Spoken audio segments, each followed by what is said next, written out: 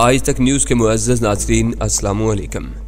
मुअज़्ज़ज़ नाज़रीन इकराम, इससे पहले आप इस कहानी की 240 हिस्सा सुन चुके हैं। अब किस्त 247 मुलाहिज़ा फरमाएं।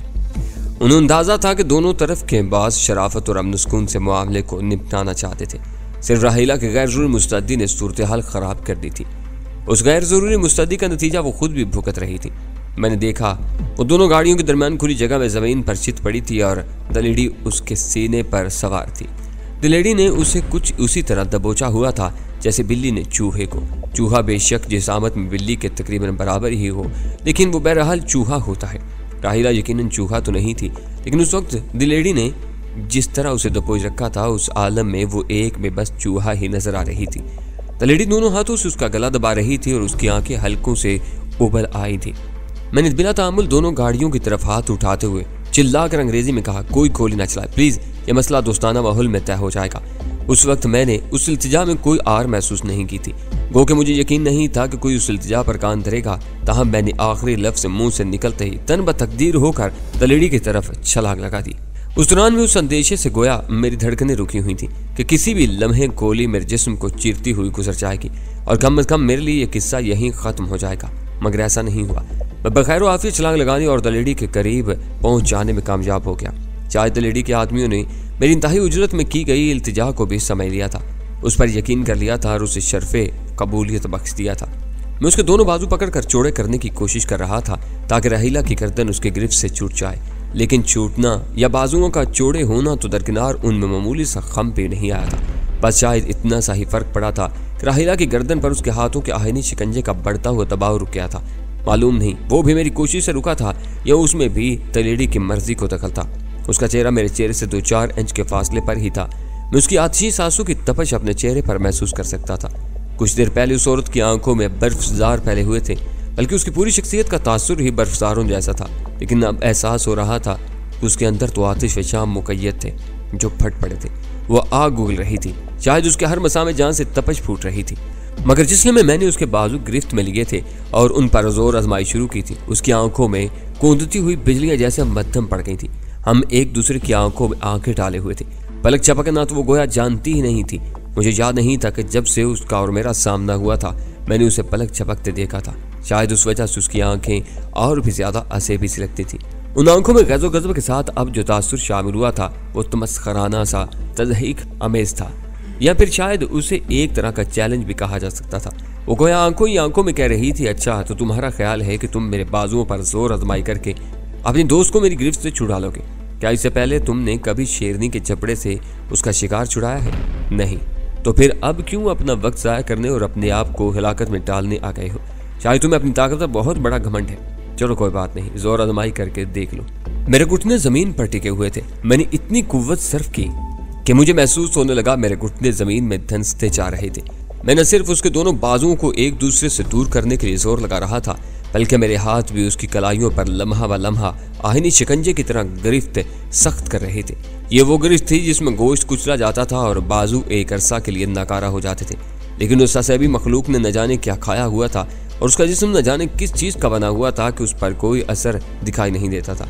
हत्ता कि उसके चेहरे पर भी अजियत की कोई रमक तक नहीं उभरी थी। लेकिन आखिरकार वो मोइज़ा सा रूनमा होने ही लगा जिसका मुझे इंतजार था। उसके हाथों न सिर्फ राहिला की गर्दन छोड़ दी बल्कि उसके दोनों बाजू भी एक दूसरे से दूर होने लगे, गो कि वो उन्हें अपनी जगह रखने के लिए अब भी पूरी कुव्वत सर्फ कर रही थी। उस एहसास से मुझे कुछ अजीब इत्मीनान हुआ कि राहिला ने एक जोरदार आवाज़ के साथ सांस अंदर खींची थी। ये न सिर्फ जिंदगी की अलामत थी बल्कि उससे ये भी जाहिर होता था कि वो बेहोश नहीं हुई थी। मैं उस वक्त तमानियत को भी महसूस करने के हक में नहीं था। हमारे बाजू अब एक जगह साख से होकर रह गए थे, लेकिन मैं उसके बाजुओं के जरिए उसके जिस्म के इर्ताश को महसूस कर रहा था। हमारे गिर्द फिजा में गोया हर चीज़ साख्त थी। हम गोया किसी अजीम शान अखाड़े में उतरे हुए दो बड़े पहलवानों की तरह हो गए थे जिसका कोई दाव फंस कर रह गया था। अब मैं उस पोजीशन में था कि अपना दाव दिखा सकता, लेकिन महज गोलियां चल जाने के खौफ से मैं रुका हुआ था। अचानक मैंने महसूस किया कि वो अपना दाव आजमाने पर तुली हुई थी। किसी गैबी सी कुव्वत ने मुझे खबरदार किया कि वो अचानक सर झुकाकर मेरे सीने पर टक्कर रसीद करेगी और यह हमला न सिर्फ मेरे लिए बेपनाह तकलीफ देह होगा बल्कि उसके बाजू भी मेरी गिरफ्त से निकल जाएंगे और वो दोबारा राहिला को दबोच लेगी। यूं ये सारी कशमकश बेफायदा होकर रह जाएगी। उससे पहले कि वो अपने इरादे पर अमल कर गुजरती, मेरे तन बतकदीर होकर उसके बाजुओं को एक खास अंदाज में झटका देते हुए जरा सा सर झुकाया। दूसरी लम्हे वो मेरे सर पर से होती हुई पीछे जा गिरी। मैंने तब से अपने अकब में उसके गिरने की आवाज़ सुनी और मुंतजिर रहा कि शायद मेरी उस गुस्ताखी पर गोलियों की बाढ़ मेरे जिस्म को छेलती हुई गुजरे, लेकिन मैं अब भी महफूज ही रहा। शायद दोनों तरफ के बंदूक बरदारों ने यह अक्लमंदाना फैसला किया था कि जब तक दस्त बदस्त मार्का जारी था और दोनों में से किसी की जिंदगी या मौत का मसला पैदा होता दिखाई नहीं दे रहा था, तब तक उसमें गोलियों से मुदाखलत नहीं की जाएगी। लड़ाई बढ़ाई के बड़े पुराने माहिरीन को भी अक्सर मेरे इस दाव की उस वक्त समझ नहीं आती थी जब वो इन पर आजमाया जाता था। उन्हें पता नहीं चलता था कि वो यकलक थी उड़ते हुए मेरे ऊपर से दूसरी तरफ कैसे जा गिरे। उसके अलावा वो जल्दी से संभल भी नहीं पाते थे। एन मुमकिन था कि द लेडी की समझ में तो आ गया हो, लेकिन वो अब भी इन मामलात में बहुत पहुंची हुई चीज मालूम होती थी, लेकिन वो भी बहरहाल उससे बर वक्त अपना बचाव नहीं कर सकी थी। मैं दूसरे इलामे तेजी से घूमा और एक हैरत ने मेरा इस्तकबाल किया। द लेडी मेरे पीछे खड़ी मुस्कुरा रही थी। उसने संभलने और उठने में नाकाबिले यकीन फुर्ती का मुजाहरा किया था, लेकिन उससे भी ज्यादा हैरत की बात यह थी कि उसने अकब से मुझ पर हमला नहीं किया और मुस्कुरा रही थी। बेख्तियार मेरे सीने से गहरी सांस खारिज हुई। उसके मुस्कुराने का मतलब यह था कि मुसीबत की खड़ियां गुजर गई थी। उसने रहीला की गुस्ताखी को माफ कर दिया था, मगर दूसरे ही लम्हे मैंने देखा कि मुस्कुराहट उसके होंठों पर मुंचमंद होकर रह गई थी और वो मेरे अकब में देख रही थी। उसकी आंखों में एक बार फिर बर्क सी लहराई थी और मैंने महसूस किया कि उसका जिस्म यकलख्त एक खास अंदाज में कर गया था। वो औरत जिस कदर मजबूती और ताकत की मालिक थी और जो कुछ कर गुजरने की अहलियत रखती थी, उसका मुझे अच्छी तरह अंदाजा हो चुका था। मैंने चंद लम्हों में ही उसे खासा भुगत दिया था। उसके जिस्म में उस तरह अकड़ाव आने का मतलब यही था कि वो अपने जिस्म को किसी हमले के लिए ढाल बना रही थी। मैं तेजी से घूमा। अकब में दूसरी हैरत मेरी मुंतजिर थी। मैंने चंद लम्हे पहले रहीला की जो हालत देखी थी, उसके पेश नज़र मेरा ख्याल था कि उसे सही तौर पर चाकू चुबंद होने के लिए 2 दिन दरकार होंगे और उसके गले में तकलीफ तो शायद मजीद 2-3 दिन बरकरार रहे, लेकिन आज शायद दोनों खवातीन मेरे अंदाजे गलत साबित करने पर तुली हुई थी। शिद्दत इंतकाम के बायस उनकी न जाने कौन कौन सी खुफिया सलाहियतें बेदार हो गई थी और वो गोया अपने आप को कोई माफूकुल फितर कुव्वत साबित करने की कोशिश कर रही थी। मैंने देखा रहीला न सिर्फ उठ चुकी थी और मेरे अकब में मौजूद थी, बल्कि द लेडी पर हमला आवर होने के लिए एक बार फिर निंजा मास्टर की तरह हवा में बुलंद भी हो चुकी थी। उस तरह यह झगड़ा कभी खत्म नहीं हो सकता था और जिस बुरे अंजाम से बचने के लिए मैं सरतोड़ कोशिश कर रहा था, उससे दुचार हुए बगैर हम नहीं रह सकते थे। मैं उनके बीच में तो था ही, लेकिन रहीला मुझे बचाते हुए किसी उकाब की तरह द लेडी पर झपट रही थी। मैंने उसकी टांग एक कोस की सी सूरत में द लेडी की तरफ चाहते देखी और मैं फौरन ही एक चीख मार कर उसके सामने आ गया। ये चीख दरअसल उसे उस वार से रोकने की नाकाम कोशिश थी, क्योंकि वार तो अब हो चुका था और जिस तरह कमान से निकले हुए तीर को वापस नहीं लाया जा सकता था, उसी तरह उस वार को भी रोका नहीं जा सकता था। फर्क सिर्फ ये पड़ा कि वार द लेडी के बजाय मैंने सह लिया। आज शायद मेरा खवातीन से मार खाने का दिन था। एक ऐसी लात मेरी कमर पर पड़ी जो कमर तो क्या, किसी छोटे मोटे कमरे को भी ढा देने के लिए काफी थी। एक बार फिर मैं ऊंधे मुंह जमीन पर जाते जाते बचा और एक लम्हे के लिए मुझे यही महसूस हुआ जैसे मेरे कमर के 2 टुकड़े हो गए थे।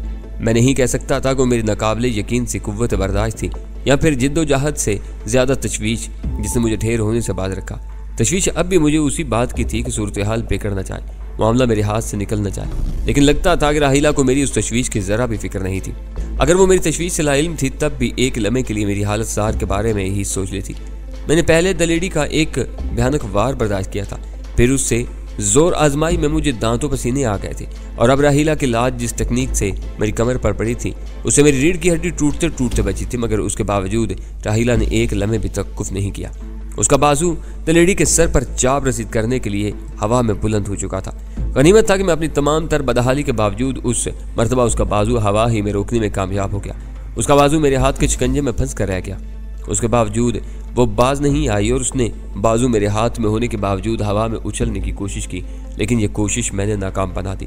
द लेडी शायद उस वक्त ही उस पर वार कर चुकी होती जब वो जमीन से उठी थी, मगर उसने तहम्मुल का सबूत दिया था। उसके बाद तो उसने देख ही लिया था कि मैं सदके दिल से राहिला को रोकने की कोशिश कर रहा था। शायद इसीलिए उसने अपने आप को अपनी जिन्नाती सी सलाहियतों का मुजाहरा करने से बाज रखा था और जरा पीछे हटकर महफूज फासले पर जा खड़ी हुई थी।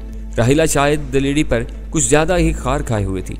वो मेरी गिरफ्त से निकल गई थी। तहम उस वक्त टोनी ने एक अच्छा और अक्लमंदी का काम किया। फसकूत और तजब्जब की कैफियत से बाहर आया और बिजली की तेजी से उसने टांग अड़ाकर राहिला को गिरा दिया। राहिला उस वक्त उसके करीब से गुजरने लगी थी। उसे शायद ये पता भी न चला हो कि टोनी ने कुछ किया था। बहरहाल मुझे मौका मिल गया और मैंने छलांग लगाकर उसे जमीन पर ही दबोच दिया। अब मैंने उसे हिलने नहीं दिया और हाँपते हुए संभालने की कोशिश की। राहिला प्लीज, तुम्हें कुछ करने की जरूरत नहीं, हमारा इनसे मुआहदा हो चुका है, सब ठीक है। बाहर में गया तुम्हारा मुआहदा। उसके हल्क से अजीब फटी फटी सी आवाज निकली। मुझे उसके अल्फाज पर हैरत हुई। अगर उसे सूरत हाल का इल्म नहीं था तब भी मेरे कहने से बात उसे समझ में आ जानी चाहिए थी। लगता था कि उसे द लेडी की किसी बात से कुछ ज्यादा ही जिद पहुंची थी। पहली बार मैंने उसे किसी बात को इस तरह अपनी अदा का मसला बनाते देखा था, वो भी ऐसे नाजुक मौका पर। राहिला मेरी गिरफ्त में बुरी तरह मचल रही थी। मैंने बमुश्किल एक नजर द लेडी की तरफ देखा। वो दोनों हाथ बगलों में दिए चंद कदम दूर नहायत पुरस्कून अंदाज में खड़ी थी। उसके होठों पर खफीफ सी मुस्कुराहट थी। वो गोया उस सूरत हाल से खासी महसूस हो रही थी। मैंने एक लम्हे के लिए अपने आप को किसियाना सा महसूस किया। तुम इससे बात बना रही हो, वो एक बार फिर फटी फटी सी आवाज में बोली। शायद उसने चीखने की कोशिश की थी तब इतनी आवाज निकली थी। उसका इशारा द लेडी की तरफ था। उसे खांसी सी आ गई। उसका चेहरा मिट्टी में लुथड़ गया था, लेकिन उसकी वहशत और जुनून में कमी नहीं आई थी। महज एक लम्हे के तवक्कुफ के बाद वो उसी मजनूनाना लहजे में बोली, ये औरत हमारे तमाम मसाइब की जिम्मेदार थी और इससे कभी सही तौर पर हमारा सामना नहीं हुआ। सिर्फ इसकी वजह से हमने इतनी तकलीफें उठाई। इसके हुक्म पर सब कुछ होता था और ये खुद बड़े मजे से पस मंजर में रही। ये अब भी बड़े मजे में है। इसके ठाट बाट और ऐशो इशरत में कोई फर्क नहीं पड़ा। ये रेड डॉट की पाकिस्तान ब्रांच की सरबराह थी। ब्रांच हमारे हाथों तबाह हो गई, मगर ये हमसे भी बची रही और तंजीम की हाई कमान की तरफ से भी इस पर कोई अताब नहीं आया। चंद सेकंड के लिए साख्त रहकर उसने फिर अपने आप को छुड़ाने की जिद्दोजहद शुरू कर दी। ताहम अब मैं उस पर गिरफ्त मजबूत कर चुका था। मैंने निस्बतन कम मुर्ताइश लहजे में कहा, मुझे मालूम है, सब कुछ मालूम है, लेकिन इस वक्त सूरत हाल का तकाजा कुछ और है। तुम सूरत हाल की परवाह मत करो। राहिला ने नहायत दानिशवराना मशवरा दिया। ये औरत महज इत्तेफाक से सामने आ गई, इसे चाहने मत, तो ये बहुत बड़े फसाद की जड़ है। ये भी मुझे मालूम है, मैंने अब भी तहम्मुल से कहा, लेकिन तुम देख नहीं रही हो। इस वक्त हम सब एक दूसरे की गन्नों की सत पर हैं। एक इशारे पर बैक वक्त सब ही एक दूसरे को खून में नहला देंगे और जानों की सयाह का किसी को भी कतन कोई फायदा नहीं होगा। ओहो, तो अब तुम भी फायदे नुकसान के बारे में सोचने लगे हो? वो करा कर बोली, मगर कराने का अंदाज भी तंजिया था। मैं हमेशा से सोचता आया हूँ, मगर तुम्हें शायद अब तक अंदाजा नहीं हुआ होगा। थोड़ी देर बाद वो थोड़ी सी धीमी पड़ गई। मैं अब भी उसे छोड़ते हुए डर रहा था। अंदेशा था कि कहीं वो मुझे गुंजा देने की कोशिश न कर रही हो। इधर मैं उसे छोड़ूं और उधर वो फिर स्प्रिंग वाले गुड्डे की तरह उछल कर उठ खड़ी हो। मार्शल आर्ट्स में उसे गैर मामूली महारत थी। मुझे अंदेशा था कि वो फिर कोई करतब दिखाने की कोशिश न करे। बहरहाल मुझे रिस्क लेना ही पड़ा था। मैं उसे यूं ही दबोचे तो नहीं रह सकता था। सूरत हाल खासी मुज़हक्का खेज बल्कि शर्मनाक थी। ताहम मैंने सोच लिया था कि अगर राहिला ने अब भी मेरी हदायत की खिलाफवर्जी की तो मैं खुद उसकी कनपट्टी पर घोंसा रसीद करके उसे 2-4 घंटे के लिए बेहोश करने से तुरक नहीं करूंगा। उसकी जरूरत पेश नहीं आई। मैंने उसे छोड़ दिया और वो कुछ शिकस्त खोरदा से अंदाज में उठ खड़ी हुई। उसने कपड़े झाड़ने की भी जहमत नहीं की। अब तक उसके वजूद में गोया कोई खौफनाक जल्जला आया हुआ था जो यकदम ही खत्म हो गया था। ताहम नजरों ही नजरों में अगर किसी को कत्ल करना मुमकिन होता तो अब भी द लेडी उसकी नजरों से कम 10 मरतबा कत्ल हो चुकी होती। वो कुछ ऐसी नजरों से द लेडी को घूर रही थी। द लेडी उसकी तरफ देख भी नहीं रही थी। उसे गोया उसके जरा बराबर भी परवाह नहीं थी। वो मेरी तरफ देखते हुए गहरी सांस लेकर मुस्कुराते हुए बोली, खुदा का शुक्र है तुम्हारी साथ ही, बल्कि तुम्हारी नायब इंसानियत के जामे में आ गई। गोया इस खबीस औरत को यह भी मालूम था कि राहिला की हैसियत मेरे नायब किसी थी। मैंने मुआज़त ख्वाना से लहजे में कहा, आखिर औरत है ना, कभी कभी आपे से बाहर हो जाना औरत की सरशत में शामिल होता है। फजूल बात मत करो। वो सर को झटका देकर बोली। ताहम लहजा खुशगवारी था। तुम मशरकी लोग औरत और मर्द की तखसीस किए बगैर बात ही नहीं कर सकते। बेशक, मैंने बिला तामुल तस्लीम किया। खैर, ये इस बहस में पढ़ने का मौका नहीं है। वो बालों में उंगलियां फेरते हुए बोली। उसकी असेबी सी आंखें अब किसी शफाफ झील की जरा पुरस्कून थी। मैं तो ये कहती हूँ कि औरत में मर्द से कहीं ज्यादा सलाहियतें हैं, लेकिन साइंस और तिब की तमाम तरक्की के बावजूद अभी तक इन तमाम सलाहियतों को तरक्की देना तो दरकिनार, अभी उन्हें पूरी तरह दरियाफ्त भी नहीं किया जा सका। इसके अलावा कभी औरतें पैदाइशी तौर पर ही गैर मामूली भी होती हैं, लेकिन गैर मामूली औरत अगर गैर मामूली मेहनत करे तो वो गैर मामूली मर्द को भी बहुत पीछे छोड़ जाती है, बहुत पीछे। वो अजीब से अंदाज में मुस्कुराई। उसकी ये मुस्कुराहट न जाने क्यों मेरी रीढ़ की हड्डी में एक सर्द सी लहर तोड़ा गई थी। उसका जहन जैसे यहाँ से बहुत दूर कहीं और मसरूफ अमल था। फिर वो गोया जरा चौंकते हुए और उस नामालूम जगह से वापस आते हुए बोली, बहरहाल तुम मुबारकबाद के मुस्तहिक हो। तुम गैर मामूली मर्द हो। मेरा जो वार सह कर तुम उठ खड़े हुए हो, उसे बर्दाश्त करना ही किसी मर्द के बस की बात नहीं थी। उस वार के बाद कोई नहायत मजबूत, तनोमंद और वर्ल्ड क्लास बॉडी बिल्डर या पेशावर फाइटर भी शायद इस दुनिया से रुखसत हो चुका होता, या कम अज कम कुछ दिन के लिए अस्पताल पहुंच चुका होता। तुम्हें अपने आप पर फख्र होना चाहिए। फख्र? मैंने कराह कर कहा। मैं शर्म से डूब मरने के बारे में सोच रहा हूँ, तुम मुझे फख्र करने का मशवरा दे रही हो। थोड़ी बहुत बहस के बाद आखिरकार वो अपने रास्ते और मैं अपने रास्ते चल निकला। गाड़ी में खामोशी रही और बिल आखिर हम टोनी के घर जा पहुंचे। बंगले के पोर्च में वो गाड़ी से उतरते हुए बोली, शुक्र है टोनी की फैमिली नहीं है। अगर इसके घर वाले हमसे पूछते कि हम टोनी को कहाँ छोड़ाए तो हम क्या जवाब देते? अगर इस किस्म के सवालों का इम्कान होता तो मेरे पास जवाब भी मौजूद होता। मैंने धीमे लहजे में राहिला से कहा, फिलहाल तुम इन सवालों में ना उलझो जो हमसे पूछे नहीं जा रहे। मेरा ख्याल है तुम अब घर जाकर आराम करो और रात को दोबारा आ जाओ। डॉक्टर बर्नार्ड का काम चंद घंटे का है और तुम्हारी हालत फिलहाल शायद इस काबिल नहीं कि चंद घंटों के लिए कुर्सी पर साथ बैठ सको। अगर मजबूरी होती तो बैठ भी जाती, लेकिन इस वक्त मैं तुम्हारे मशवरे पर अमल करूंगी। ऐसी कौन सी आफत आ रही है? बर्नार्ड परसों तक हमारे पास है, वो बोली। शबीर शेख और सरदार अली तुम्हें उसी गाड़ी में घर ले जाएंगे और ये दोनों तुम्हारे घर पर तैनात रहेंगे, मैंने कहा और गाड़ी से उतर गया। वो महज कंधे उचका कर रह गई। शबीर शेख ने आगे आकर ड्राइविंग सीट संभाली और गाड़ी उसे लेकर रवाना होगी। मैं चंद लम्हे ड्राइवे में ही खड़ा रहा, हत्ता कि गेट दोबारा बंद हो गया। मैंने डॉक्टर बर्नार्ड से भी मिलने की जहमत नहीं की और उस गेस्ट रूम में आकर लेट गया जो टोनी ने मेरे लिए मखसूस किया था। मेरे जहन में अभी तक आंधियां सी चल रही थी। मेरी समझ में नहीं आ रहा था कि आखिर राहिला ने अचानक इतना बड़ा फैसला कैसे कर लिया था। घूम फिर कर मेरा जहन उस नुक्ते पर आ ठहरता था कि बेशक राहिला को जिंदगी की हर आसाइश मुयस्सर थी, मगर फिर भी ये एक बेकैफ जिंदगी थी। इसमें मुसलसल आजमाइशें थी, कशमकश थी, मार दहाड़ और नाकाबिले यकीन हालात की जलगार थी। एक लड़की के असाब आखिर कब तक उसका साथ दे सकते थे, मगर वो उसे मानने पर तो तैयार नहीं थी। वो उसके कुछ और जवाब पेश कर रही थी। मैंने महसूस किया कि मेरी सोचों का नाकाबिले बयान सा बोझ मेरे जहन को शल कर रहा था। धीरे धीरे मेरा जहन गनूदगी में डूबता चला गया। शायद मैं उन सोचों से फरार चाहता था, इसलिए किसी गैबी सी ताकत ने मुझे सुला दिया था। उससे पहले मैंने जिंदगी में शायद कभी इतना डिप्रेशन महसूस नहीं किया था। मेरी नींद किसी मदहोश शराबी किसी नींद थी। मैं बिन पिए नशे में था। कभी कभी अफसुर्दगी में भी एक नशा होता है जो धीरे धीरे हवास को कुंद कर देता है। इंटरकाम का बुजर ने मुझे जगा दिया। मैंने आंखें खोलकर पैर गर्दो पेश का जायजा लिया। एक लम्हे के लिए गोया मुझे याद ही ना आया कि मैं कहाँ मौजूद था। कमरे में मुलगजा अंधेरा फैला हुआ था क्योंकि खिड़कियों पर पर्दे फैले हुए थे और शायद शाम हो चुकी थी। मेरे दिल के आंगन में भी कुछ ऐसा ही अंधेरा था, शायद वहां भी शाम उतर आई थी। मैंने इंटरकॉम का रिसीवर उठाया। दूसरी तरफ शबीर शेख था। वो धीमे लहजे में बोला, सर मैडम राहिला आ गई हैं। हमने डॉक्टर बर्नार्ड से पूछ लिया है, वो अपना काम शुरू करने के लिए तैयार है। आप आ जाएं तो काम शुरू कराया जाए। ठीक है, मैं 10 मिनट में आ रहा हूँ, मैंने जवाब दिया और रिसीवर रख दिया। मैंने फैसला किया कि अफसुर्दगी को जहन से झटकने के लिए तेजी से हरकत में आ जाना भी एक कारगर तदबीर थी और मुझे ये तदबीर आजमानी चाहिए, वरना अफसुर्दगी मुझे घुन की तरह खा जाएगी। मैं नहायत फुर्ती से शावर लिया, लिबास तब्दील किया और कमरे से निकला। जहन पर छाई हुई धुंध कुछ चढ़ती हुई महसूस हुई। वो तीनों लाउंज में मौजूद थे और चाय पी रहे थे। राहिला अब ताज़ा दम नजर आ रही थी। उसके गले पर पट्टी लिपटी हुई थी। शबीर शेख ने मुलाजिम से मेरे लिए भी चाय मंगवाई। कुछ बोझल और अफसुर्दा से माहौल में चाय पी गई। हालांकि यह हमारे लिए खुशी का मौका होना चाहिए था। एक ऐसा काम होने जा रहा था जिसके लिए हम सब एक अरसे से अपनी अपनी जगह कोशिश कर रहे थे और 2-4 दिन पहले तक इसकी कोई उम्मीद नजर नहीं आ रही थी। हम सब अपनी अपनी जगह उस ज़िमन में किसी हद तक मायूस हो चुके थे, मगर अब गैर मुतवक्के से अंदाज में वो काम होने की नौबत आई थी तो हम जैसे उस पर खुश होने के काबिल नहीं रहे थे। चाय पीकर हम तहखाने में आए। मुसल्ला गार्ड्स ने हमारे लिए आहनी दरवाज़ा खोला जो मकफिल था।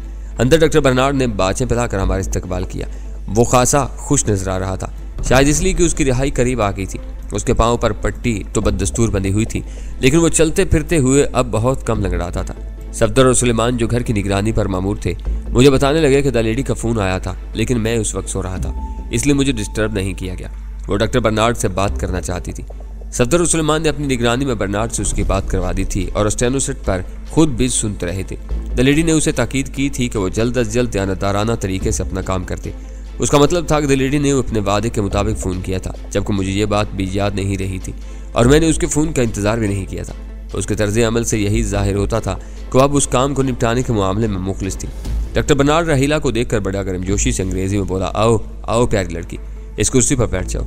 उसने एक बड़े से दीवार गिर आईने और लंबी चौड़ी मेज़ के पास रखी हुई रिवाल्विंग चेयर की तरफ इशारा किया। मेज़ मुख्तलिफ साज सामान से भरी हुई थी। राहिला बैठ चुकी तो डॉक्टर बर्नार्ड ने खासे मुशफ़क़ाना लहजे में पूछा, कैसी रही द लेडी से तुम्हारी मुलाकात? उसकी मुखातिब राहिला थी। राहिला ने खा जाने वाली नज़रों से उसे देखा और कोई जवाब नहीं दिया। डॉक्टर बर्नार्ड ने सर हिलाते हुए मेरी तरफ देखा और बुरा मनाए बगैर बोला, ओहो हो, लड़की अभी तक मुझसे नाराज़ मालूम होती है। अब मैं उसे क्या बताता कि वो किस किस से नाराज़ थी। थोड़ी देर बाद डॉक्टर बर्नार्ड ने उसके गले से पट्टी हटा दी। उसने गले पर कोई दवा लगा रखी थी जो बेरंग थी, मगर चिकनाई की एक तह सी चमकती दिखाई दे रही थी। जो चिकनाई में उंगलियों के नीले निशानात अब भी नुमाया थे। ये क्या? डॉक्टर बर्नार्ड हैरत से बोला, ये तुम्हारी लेडी की मोहब्बत की निशानी है। उससे मुलाकात बड़े खुशगवार माहौल में हुई थी। राहिला जहरीले लहजे में बोली, तुम बहुत बेसब्री लड़की हो, जरूर तुमने ही कोई गड़बड़ की होगी। डॉक्टर बर्नार्ड एक बार फिर फिल्मी चुड़ैलों के स्टाइल में कैका लगाकर बोला, वरना द लेडी से जिस तरह प्रोग्राम तय पा गया था उसमें किसी गड़बड़ की उम्मीद नहीं थी। हाँ, गड़बड़ अक्सर मेरी वजह से ही होती है, राहिला ने बज़ाहिर पुरस्कून लहजे में कहा, लेकिन मुझे अंदाजा हो गया कि अंदर ही अंदर वो एक बार फिर भड़कने लगी थी। डॉक्टर बर्नार्ड ने 3 घंटे के लिए राहिला को एक जगह पर बिठा दिया था। न हिलने के लिए। 3 घंटे तक काम जारी रहा। साथ साथ डॉक्टर बर्नार्ड राहीला को छेड़ भी रहा था। कोई ना कोई जोक सुना देता था, कभी उस पर कुछ जुमला कस देता था। राहीला भी उसे तुर्की ब तुर्की जवाब दे रही थी। आह, तुम्हारी इस खूबसूरत सरापा में मुझसे भी ज्यादा खबीस रूह मुक़य्यद है। डॉक्टर बर्नार्ड ठंडी सांस लेकर बोला। बहरहाल तुम्हें आंखें तो खोलना ही पड़ेंगी, इसके बाद जो होगा सो देखा जाएगा। अच्छा, तुम कहते हो तो यूं ही सही। डॉक्टर बर्नार्ड ने अपना काम खत्म किया और राहीला को आंखें खोलने के लिए कहा। राहीला ने गहरी सांस ली और यकदम आंखें खोल दी। कई लम्हे तक वो पलक झपके बगैर आईने में खुद को देखती रही। उसके चेहरे पर सिर्फ एक लम्हे के लिए तगय्युर सा नमूदार हुआ, लेकिन वो नहायत सफाई से उसे दबा गई। दूसरे लम्हे उसका चेहरा तासरात से आरी दिखाई देने लगा। जैसे उसका चेहरा ठीक हो गया था तो ये कोई ऐसी खास बात नहीं थी। ताहम चंद लम्हे बाद आहिस्तगी से डॉक्टर बर्नार्ड की तरफ मुड़ी और नहायत मुलायमत से बोली, तुम्हारा बहुत शुक्रिया डॉक्टर बर्नार्ड। मुझे ज़िंदगी में कभी तुमसे किसी अच्छाई की उम्मीद नहीं थी, लेकिन अब तुम मुझे एक बिल्कुल मुख्तलिफ इंसान नजर आ रहे हो। उसका लहजा बिल्कुल अब बदला हुआ था। वो तेजी, तुंदी, नफरत, तलखी और हद से ज्यादा बरहमी उस लहजे से मफकूद कर चुकी थी। फिर वो हिचकिचाहट आमेज से अंदाज में मेरी तरफ घूमी और उस मुलायमत से बोली, तुम्हारा भी बहुत शुक्रिया आफी, तुमने मेरी खातिर बहुत ज़हमत उठाई। मैंने अपनी अजीबो गरीब कैफियत के मद्देनज़र से निकलते हुए और संभलते हुए ज़रा मुस्कुरा कर कहा, बहुत तकल्लुफ़ से बात कर रही हो। लगता है यकायक तुम्हारे अंदर किसी वज़ादार, बतकल्लुफ़ और नर्म खो इंसान की रूह हलूल कर गई है। इंसान खुद अपनी जगह एक बहुत बड़ी बतरूह है। इसके अंदर 100 तरह के इनकलाब आते रहते हैं। वो संजीदगी से बोली, तो फिर तुम्हारे अंदर कोई नया इनकलाब आया या नहीं? मैंने फ़ौरन पुरुमीद लहजा में पूछा। तुमने जाने का इरादा मुलतवी कर दिया या नहीं? वो जो फैसला हो गया सो हो गया, अब मैं अब तरमीम नहीं कर सकूंगी। वो गैर मुतज़लज़ल लहजे में बोली, ताहम अब इतना ज़रूर होगा कि मैं तुमसे किसी नाखुशगवार और तलख माहौल में इजाज़त नहीं रहूँगी। मैं दोस्ताना माहौल में रुखसत होंगी और शायद आइंदा मुलाकात होती रहे। अब जबकि तुम्हारी खोपड़ी ठंडी हो गई है तो मुझे ज़रा तहम्मुल से सही तरह कोई वजह समझाओ तो सही। मैंने मुलायमत से कहा, वजह शायद कोई एक नहीं, कई वजूहात हैं। वो दोबारा रिवाल्विंग चेयर पर बैठते हुए बोली, शायद तुमने ठीक ही कहा था, मैं थक गई हूँ और मुझे आर्जी नहीं मुश्किल आराम चाहिए। मैं अपना लाइफ स्टाइल बदलना चाहती हूँ। मैं महसूस करती हूँ कि जो कुछ मैं करती हूँ ये एक लड़की के काम नहीं है। लाइफ स्टाइल तो तुम यहाँ रहकर ज़्यादा आसानी से बदल सकती हो। तुम्हें हर तरह की सपोर्ट हासिल होगी। तुम जैसा लाइफ स्टाइल चाहोगी इख्तियार कर सकती हो। मैंने कहा, यही तो मसला है। वो ठंडी सांस लेकर बोली, अब मैं बगैर किसी सपोर्ट के, बगैर किसी के मुदाखलत के ज़िंदगी गुजारना चाहती हूँ। वो भी तुम यहीं रहते हुए कर सकती हो। मैंने कहा, नहीं कर सकती। मैं तुम्हारे करीब रहूंगी तो वो खुद मुख्तारी का एहसास पैदा नहीं होगा जो मैं चाहती हूँ। वो नफ़ी में सर जाते बोली। एक लम्हे की खामोशी के बाद मैंने कहा, वैसे तुम्हारा ये कहना भी गलत है कि जो कुछ तुम करती फिर रही हो वो एक लड़की के काम नहीं है। शायद अब उससे कोई दलील बन नहीं पा रही थी। वो सर झुकाते हुए सीधी से लहजे में बोली, बस अब मैं लाहौर में रहना नहीं चाहती। द सर्कल से कोई ताल्लुक नहीं रखना चाहती। तुमसे कोई ताल्लुक नहीं रखना चाहती। तुम्हारे करीब, तुम्हारी नज़र में रहना नहीं चाहती। मेरे दिल को जैसे किसी ने मुट्ठी में लेकर मसल दिया था। यही तमाम बातें हमारी आते हुए गाड़ी में हुई थी, जिसके बाद हमारी गाड़ी में मुकम्मल खामोशी छा गई थी। राहीला सिर्फ यही चाहती थी कि अब जैसे तैसे मुमकिन हो मैं उसे उसके हाल पर छोड़ दूं और मुझसे वो कोई रिश्ता नहीं रखना चाहती थी। लेकिन मैंने अपने लहजे से अपनी अज़ियत जाहिर ना होने दी और तवील सांस लेकर कहा, हाँ ये है असल बात और उसके सामने कोई दलील नहीं चल सकती। जाने वालों को भला कौन रोक सकता है। मैंने गोया बहस ख़त्म कर दी।